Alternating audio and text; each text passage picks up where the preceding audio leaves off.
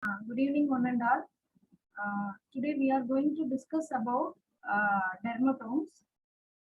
Um Being physicians, we should be very thorough with all the clinical terminologies for diagnosis and also for the treatment of all the diseases. So in that case, we are seeing simple topics in every session. So as a part of it, today we are going to see about dermatomes.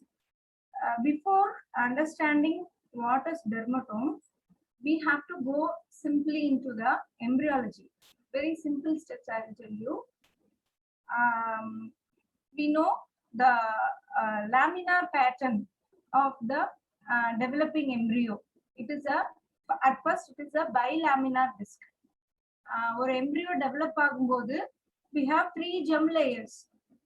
Mainly from outer to inner we have ectoderm, mesoderm and endoderm. You all know this, but when the embryo starts developing, only two germ layers are developed at the first. Ectoderm and the endoderm is formed first. From the ectoderm, some cells proliferate and forms a middle layer called mesoderm. See, this is a developing embryo which is at the stage of cephalocaudal folding. So this is a cephalic end and the caudal end. I think cephalic means it is the head end and the caudal means it is the tail end. So the embryo or the fetus inside the uterine cavity will be present like this one. So later on, the bilaminar disc convert itself into a trilaminar disc. First, two germ layers that is ectoderm and endoderm.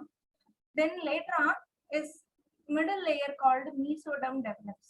So this is the mesoderm part of the embryo. So outer one is the ectoderm, and this pink colored layer is the mesoderm, and this yellow color layer is the endoderm. And later on, this mesoderm divides into three parts. So this is the centrally placed neural tube. This is the neural tube, and this is notochord. While taking the embryology classes, we can see it elaborately. Now just I'll tell you in a brief manner. So in the central part, dorsally, we have the neural tube, which is going to develop into future brain and the spinal cord. On both sides of the neural tube, we have mesoderm, which is divided into three parts, namely paraaxial. On both sides of the axis or around the axis, that's why it is called paraaxial mesoderm. Then lateral to it is the intermediate mesoderm. Still more laterally, we have lateral plate mesoderm. This is over now. Now we have a special term here, somite. Somite na enna, the medial most part, that is the paraaxial mesoderm. It is converted into a special formed mesenchymal cells. What is the importance of mesenchymal cells? Mesenchymal cells are multipotent cells that can develop or convert itself into any kind of cell. These are progenitor cells. This can be converted into a skeletal element or muscular element or a tendon, any type of connective tissue, anything that is called a multipotent cell, simply stem cell. So this paraaxial mesoderm is now termed as somite. Now coming to the point, somites. Definition of somites: these are epithelial balls of cells formed in the segmental pairs along the neural tube from paraaxial mesoderm. There is some other term called somitomeres. Somitomeres, these are also loosely organized segmented collections of paraaxial mesoderm in cranial region. See, the formation pattern all over the fetus is same. Exceptionally, in some areas, it differs. In the trunk, the somites, it is termed as somites. Whereas in the cranial region, that is in the head region, it is called somitomeres, because the somitomeres are going to develop pharyngeal arches. The structures whichever is present in the head and neck are going to develop from this pharyngeal arches. So it is named differently, but only the migration of the mesenchymal cells is the same. So all the structures whichever is derived from the mesoderm are derived by the migration of mesenchymal cells. We are naming the mesenchymal cells differently according to the area. If it is present in the trunk, it is called somites. When it is migrating to the head, then it is called pharyngeal arches. The first pair of somites form at about 20 days. So 20 days after the formation of embryo, the first pair of the somites is formed. See in this image, these are the somites. This centrally placed neural tube. This is actually the dorsal view. Dorsal view means posterior part of the body. In adult human beings, whatever is present in the posterior part it is presented dorsally inside the uterine cavity. So this is the dorsal part of the fetus. Over the dorsal part, we have the ectodermal modification as the neural tube. And around the neural tube, see these segmented metameres. That means partitioned somites are present on both sides of the neural tube. Every organism is having their own number of somites. For example, human beings have about 42 to 44 pairs of somites, whereas if we take a chick embryo, for every 90 minutes, it will produce a single pair of somites. So number of somites differs. But what happens, you see, these are transitional organs that are formed through the segmentation of paraxial mesenchymal cells. They are responsible for segmentational arrangement or organization of the embryo. And these are the prerequisites for metamerism. Metamerism means segmentation. The segmental partitioning of the spine, the neural tube, the trunk wall, and the thorax. That means where the spine or the vertebral column should be present, where the brain should end, where the spinal cord should end, where the ribs should present. These are all determined by the ordered arrangement of the somites. So first somites oda segmentation depend panni da matta ella structures oda segmentational arrangements are present. And what are all the structures derived from the somites? So in the somite அப்படிங்கற பார்ட்ல இருந்து என்னெல்லாம் structures derive ஆகுது பாருங்க. First one is scleroderm. We have seen in this image பாருங்க, இதுதான் வந்து ஒரு somite, a single somite, and the structures which is present inferiorly, and this is called ventral, and the part which is present in the upper aspect are called dorsal. Seriya? This is ventral and this is dorsal. And from the ventral part, the scleroderm is derived. Scleroderm is derived. What is this scleroderm? These makes up the bones and cartilages of axial skeleton, including the vertebral column. So, ஒரே somite தான். அந்த somite எப்படி எல்லாம் differentiate ஆகுதுன்றத நம்ம இப்ப பார்ப்போம். So, first one is scleroderm. Simply from scleroderm, the bones and cartilages of axial skeleton. So what are the structures present in axial skeleton? The vertebral column and the ribs, not the sternum. Here the vertebral column and the ribs are derived from this part of the scleroderm. Next one is myoderm. What is myoderm? Which makes up the skeletal muscles.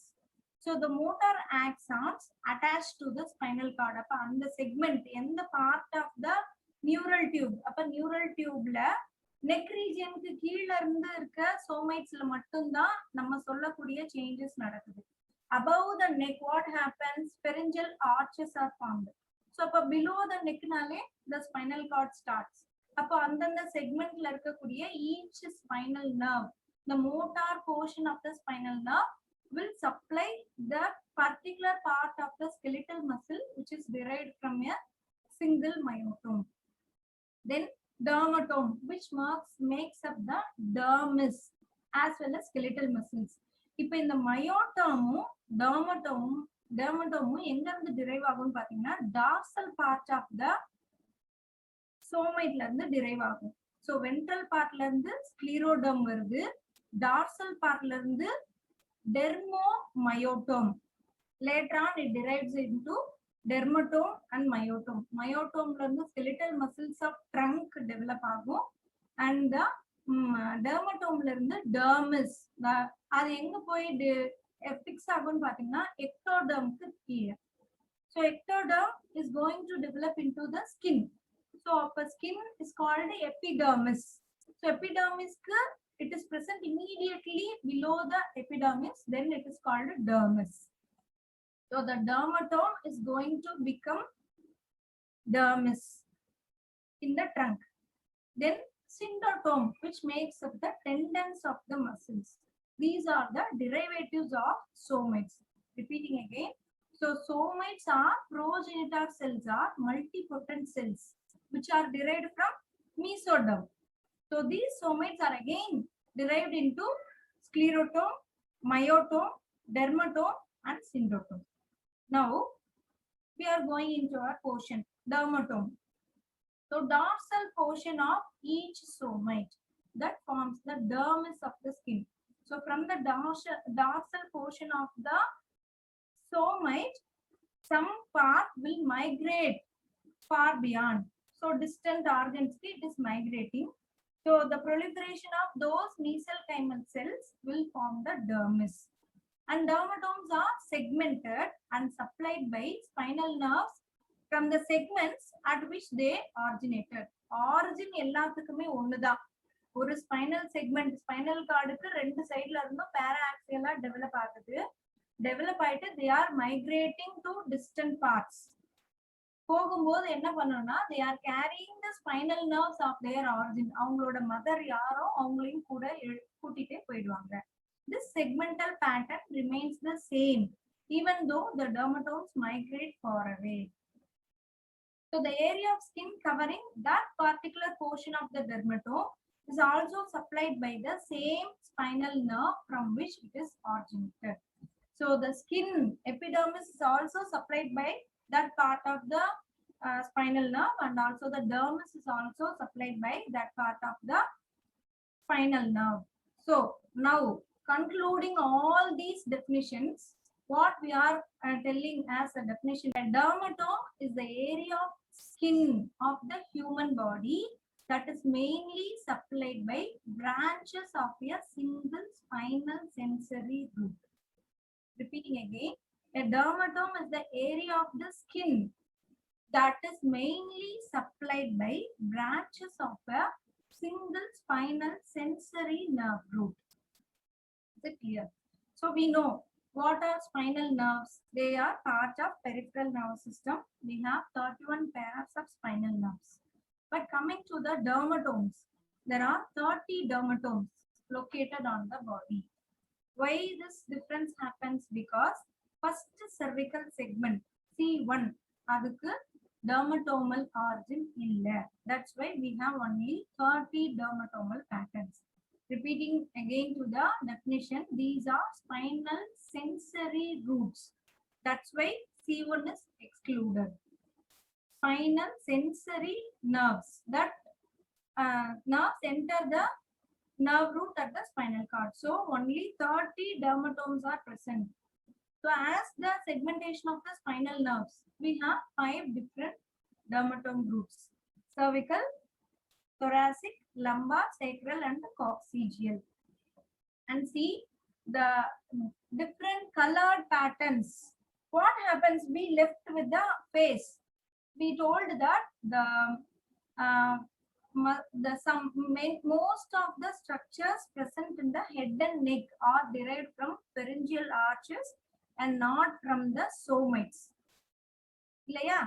So what happens to the nerve supply? The face, most of the structures from the face are derived from the first pharyngeal arch. First pharyngeal arch oda nerve supply enna pathina the trigeminal nerve, which is the fifth cranial nerve. So So the dermatomes of the face are derived from the trigeminal nerve. And the three divisions of the trigeminal nerve, you know, ophthalmic, maxillary, and mandibular, which is represented as V1, V2, and V3. So three divisions of the trigeminal nerve, and these are dermatomes present on the head. Second cervical, third, fourth, fifth, sixth, and seventh. And see, a stripe or crust-like pattern of arrangement, a strip. The spinal nerves are supplying a thin strip over the area, and it will be common to most of maximum number of human beings. The dermatomal pattern is very common. So it will not differ much. And see the dermatomes of the upper limb, side of the little finger. And T1, medial aspect, antecubital fossa, proximal to the medial epicondyle of the humerus. Likewise, the dermatome ligament. And these are all dermatomes of lower limb. So L1 and S4 and 5 perianal area. Why we should know the area of dermatomes? Why we are describing this much? ஏன் இவ்வளோ டீட்டெயிலாக நம்ம தெரிஞ்சுக்கணும்னா, so when a patient is coming to you with a pain in these areas, any one of these areas, for example, if the patient is having pain or numbness or tingling sensation over the lateral aspect of the calcaneus, so what you have to think, only if you are thorough with the dermatomal pattern of lower limb, then you can suspect there is some problem with the S1 segment of the spinal cord. So S1 level of spinal nerve la ஏதோ ஒரு lesion இருக்கிறதுனால, so S1 supply பண்ணக்கூடிய ஏரியால you are having some response as pain or tingling sensation or numbness. So this is for an example. அந்த மாதிரி vice versa, எந்த பார்ட்ல pain இருக்கோ, we have to think of the spinal cord level, spinal nerve level, segment level. Think பண்ணும்போது we can easily rule out the problem. Now, a new term called myotome. Myotome already we have seen from the ventrolateral region of somite. So first dermomyotoma rendu combined varum. Then some cells will migrate and forms the dermis, and some cells will migrate and form as myoblast cells. Myoblasts are the precursors of the skeletal muscles. So these will convert into muscles. Simply myotomes will be converted into skeletal muscles. Muscle forming region of the somite. These cells remain in the primaxial domain and from the form the intrinsic back muscles, intercostal muscles, cervical muscles, and some muscles of the, and see some of the roots which are supplying myotomes. So we have to, before going to the group of muscles, we should know what is the difference between dermatome and a myotome. Dermatomes are located in the spinal cord. Myotomes is a group of single spinal nerve that originates from a group of muscles. For example, you see, myotomes is a group of single spinal nerve that originate from a group of muscles. இப்போ peripheral nerves நிறைய இருக்கு. For example, brachial plexus. All the nerves which are supplying on the ventral part, spinal cord la irundhu varakuriya each spinal nerve is divided into a dorsal segment and a ventral segment. Dorsal segment is sensory, ventral segment is motor. Both the segments unite and form a single spinal nerve. This is very common. Whereas the dorsal nerves will supply as such, as a single nerve. C2, C3, C4, it is supplying the dorsal rami will supply as such on the dorsal part of the muscles, dorsal muscles, back muscles. Whereas ventral rami of nerves, that is the motor nerves, will divide into plexus. So it will branch out and unite and forms plexus. So like cervical plexus, brachial plexus, lumbosacral plexus. If we divide it, they are supplying the upper limb and the lower limb. இப்போ மயோட்டோம்னா என்னன்னா, இந்த plexusல இருந்து we have formation of different peripheral nerves. Like இப்போ brachial plexusல இருந்து ulnar nerve, radial nerve, median nerve நிறைய different names of nerves இருக்கு. These are called peripheral nerves. இப்போ இந்த ஒரு peripheral nerve root value அப்படின்னு நம்ம படிப்போம். For example, median nerve பாத்தீங்கன்னா all the roots of the brachial plexus C5, C6, C7, C8 and T1. இந்த ரூட்ஸ்ல இருந்து வரக்கூடிய எல்லா nerve rootsம் யுனைட்டடா சேர்ந்து தான் median nerve ஃபார்ம் பண்ணுது. Likewise, we are going to some other nerve, that is radial nerve. Radial nerve is also a peripheral nerve which is coming from brachial plexus. The root value of brachial plexus is also C5, C6, C7, C8 and T1. The same root value as median nerve and the radial nerve. இப்போ இந்த C5 ஒரே ஒரு root மட்டும் நம்ம எடுத்துக்கிறோம். So எடுத்தா என்ன பண்ணலாம், இதோட மயோட்டோம் சொல்லணும். C5 ரூட்டோட மயோட்டோம் மட்டும் சொல்லணும்னா, it is responsible for the muscles which are supplied by median nerve, radial nerve. Median nerveலயும் C5 இருக்கு, radial nerveலயும் C5 இருக்கு, axillary nerveலயும் C5 இருக்கு.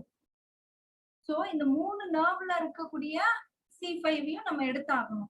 அப்ப இந்த மூணு nerveமே வேற வேற group of musclesக்கு supply பண்ணுது. For example, median nerve is supplying all the flexor muscles of forearm, whereas radial nerve is supplying all the extensor muscles of the forearm.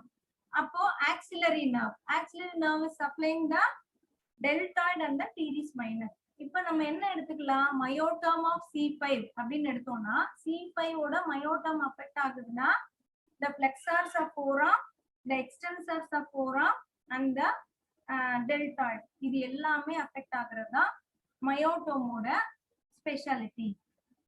whereas dermatomoட lesion எங்க இருக்குன்னு நம்ம கண்டுபிடிக்கணும்னா C5 அப்படின்னு எடுத்தோம்னா only single segment of the spinal cord, அங்கதான் நேரா நம்ம போக போறோம். ஸ்பைனல் கார்ட்ல C5 ரூட்ல என்ன கம்ப்ரெஷன் இருக்கு, என்ன டிஸ்க் ஹெர்னியேஷன் இருக்கு. So அதோட லீஷன்னால what happens to that strip of the skin, what type of sensation is differed in that type of the skin, that is what we are going to derive from the term dermatome. Whereas myotom is a group of single spinal nerve or single root that originate from a group of muscles. So that single spinal nerve is responsible for the motor action of various muscles at different locations. Not only it is restricted to forearm, it may go to arm or posterior aspect of the forearm, anterior aspect of the forearm, அப்படி எங்க வேணா இருக்கலாம். But it is supplying the muscles. This is the major difference between dermatome and a myotome. Repeating again, if there is any change in the dermatomal pattern, what happens? The lesion or the disease or any difference is made in single segment of the spinal cord. Whereas referring to the myotom, that is not only a single group of muscle is considered. Many muscles from different regions are considered as that of the myotom. And see some of the myotomes. Myotome of C, clinical applications of the dermatomes. Why we have to know the dermatomes? எங்கெல்லாம் நம்ம apply பண்ணலாம் dermatomes? See, shingles. What is shingles? It is the reactivation of the virus varicella zoster, which is nothing but the chickenpox virus. So once the chickenpox infection occurs, the patient will get rid of that. Then what happens? The virus lies dormant in the nerve roots of your body. Then when the patient immunity level reduces or he gets irritated to the particular root of the nerve. The symptoms of shingles, what happens? Pain, a rash, redness or something else, itching will occur. எப்படி இருக்கும்? That is very important. Occur along dermatomes associated with the affected nerve root. See, the shingle pattern or the herpes pattern nale எப்படி இருக்கும்? It will be in a patchy or a strip area.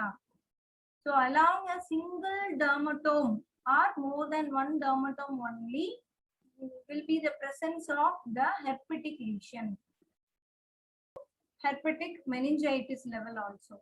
So we have to be very careful. If a lesion or rash or pain is present along a dermatomal batch, then we have to suspect about the shingles or the herpes zoster. So we have to give the patient antiviral therapy. The next one is sciatica. What is sciatica? It is one of the largest peripheral nerve present in the thickest peripheral nerve present in the lower limb and also even in the body. It is the thickest nerve which is coming from lumbosacral plexus and it is present on the posterior or the extensor aspect of the lower limb. Actually, the sciatica is not a disease, it is a symptom. What symptom it is giving? Whenever there is compression in the lumbosacral region, the disc compression, intervertebral disc compression, the pain or numbness or tingling sensation will be radiating along the passage of this sciatic nerve and that is presented as sciatica. So the areas, mainly the patient will come with the pain in these areas.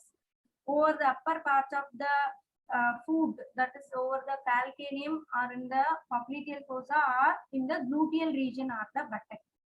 So these are areas of distribution of the single dermatome L5 and S1. L5, especially L5 and S1. These are areas supplied by fifth lumbar nerve, spinal nerve. So if a patient is coming with signs and symptoms of lower back pain and numbness and tingling on the top of right foot, so we could recognize this as a problem with a nerve that comes out below the right side of the fifth lumbar vertebra.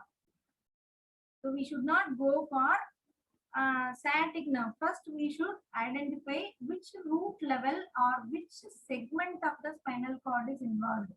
So patient is coming with the signs and symptoms as back pain, first thing, at the numbness and tingling sensation on the right foot. So what is the nerve supplying the right foot or the calcaneal area? It is done by this fifth lumbar vertebra. So we should think of the problem is at the level of fifth disc. That's all. So for this only, the dermatomal pattern or the dermatomal mapping is very important. So the most common cause of this particular medical situation would be a rightward herniation of the disc beneath the fifth lumbar vertebra. If it is in the cervical, if a patient is experiencing numbness and tingling sensation down the right arm to the thumb in the upper limb, index and the middle finger. So what happens? These areas are supplied by 6th nerve, 7th and the 8th nerve dermatome. In the area so these segments of the vertebral column are involved. So abnormalities that can affect the spinal nerves coming from C6, C7, C8 nerve roots. This could be caused by abnormalities in the spinal cord or disc or vertebrae or anywhere along the distribution of the nerve through the right upper limb. For this, we should be aware of the dermatomal pattern of upper limb. And Cauda equina syndrome. So what is Cauda equina syndrome? Before that, we should know what is Cauda equina. we know that the termination of the spinal cord ends at the level of first lumbar vertebra L1. So the spinal nerve emerging beyond this L1 level groups into a bunch of nerve bundle, which resembles the tail of a horse. That is called cauda equina. Cauda means tail, equina means horse. So the horse tail-like resemblance of spinal nerves beyond the level of L1 is called cauda equina. So cauda equina syndrome, what happens? These parts of the cauda equina nerves, that is beyond the level of L1, any compression of any one of the part or whole part of the cauda equina. What happens? See in this image, the intervertebral disc herniates or bulges and compresses the nerve roots. So compression of the cauda equina fibers is called cauda equina syndrome. So what happens in this? The patient may have acute symptom or chronic symptom. So the parts which are all supplied by this cauda equina fibers from L2 to S1 C1 coccygeal segment. Any nerve or any region can be affected for cauda equina syndrome. So it is developing gradually one by one. So the lesion may be somewhere inside the spinal cord or the vertebral column. So any abscess or any infection may compress the roots of the cauda equina fibers. There is one more condition, as Sir told, that is conus medullaris syndrome. So this is actually very acute. Conus medullaris is the terminal portion of the conical portion of the spinal cord L1. So conus medullaris syndrome. Usually cauda equina syndrome will be unilateral and it is not acute in many cases. But conus medullaris is acute and in most cases it is because of the fracture.